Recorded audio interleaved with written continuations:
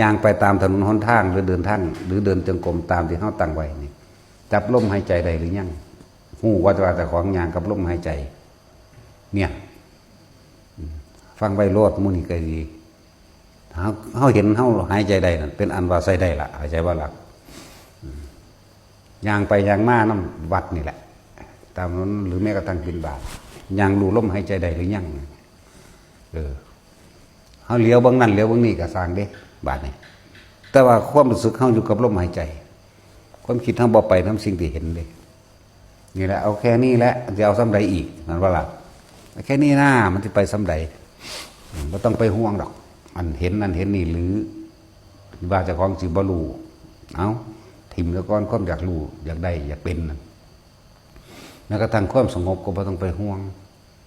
พ้นห่วงเพราะว่าเขาฟังมาสงบดับพึบแบบนั้นแบบนี้ที่เขาได้ยินได้ฟังได้อ่านมาเนี่ยบละ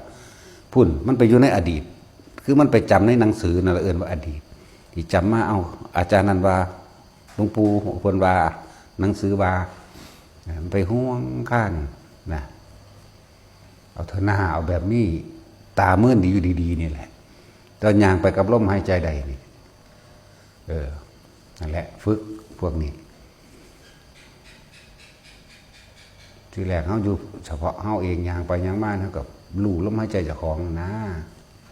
เนี่ยไม่ต้องไปพิสดารอีกยังดอกเอาแค่นี้ยางเลี้ยวหุ่นเลี้ยวพี่แต่ความคิดบ่ไปแต่ดำสิ่งที่เขาเห็นเขาได้ยินไหมอยู่ในความรู้สึกนี่มันก็คิดบ่ออกบ่ได้ครับแต่นั่นแหละเอาได้แค่นี้เท่านั้นจังหวะเขาเน้นสมาธิลืมตาสมาธิบ่ได้เข่าบ่ได้ออกดอกแต่วันตั้งมันอยู่จังสันของมันผู้ตั้งมันในร่มก็ล่มเลยผู้ตั้งมันในอุณาโลมโหลดไม่ก่อนจะถึงอุณาโลมใดมันก็ผ่านล่มเพื่อเก่าของตัวมันว่าล่ะมันก็ชินกับล่มแล้วบัดนี้จังหาเครื่องอยู่ในระดับของไผของมันเรียกว่าล่ะจังหาเครื่องอยู่ของไผของมันตามความถนัดคำว่าเครื่องอยู่วิหารธรรมก็ว่าเลื่อนแห่งใจก็ว่าเลื่อนแห่งความรู้สึกก็ว่าจังหาเครื่องอยู่เอานั่นแหละเขามีสติเขามีสัพพัญญะขนาดนั้นมันเบาหลงลืมดอกนะอันเวลามันจิตตายจริงๆมันก็กลับมาล่มเพื่อเก่านั่นแหละแล้วเขาจึงเน้นล่ม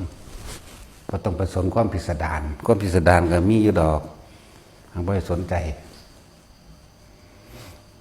ยางนางบาดนี้ถึงระดับว่าคุยกับหมู่ลู่ล่มใดใช่ว่าลาเนี่ยคุยกับหมู่เบาไปแต่ว่ามันหูลู่ล่มใดเด้